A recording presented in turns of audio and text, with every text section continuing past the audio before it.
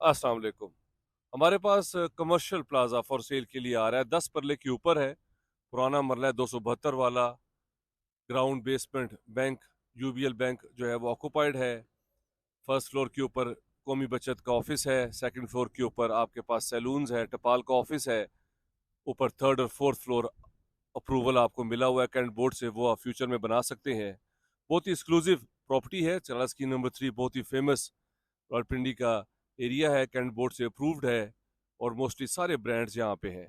हमारे पास 272 पुराना मरला 10 परले के ऊपर प्लाजा फॉर सेल के लिए आ रहा है। 35 करोड़ रुपए इसकी डिमांड है और पौने 15 लाख रुपए इसका रेंट आ रहा है, जो कि बहुत हैंडसम है। फ्यूचर में अगर आप थर्ड और फोर्थ फ्लोर बना लेते हैं तो आपका रेंटल जो है वो 17 लाख तक चला जाएगा। अगर आप इंटरेस्टेड हैं मेरे नंबर पे कॉल कर लें, चैनल को सब्सक्राइब कर लें। अगर आपने कंप्लीट वीडियो देखनी है मेरा यूट्यूब चैनल सब्सक्राइब कर लें, उसमें इसके बारे में कंप्लीट इन्फॉर्मेशन है। Thank you very much.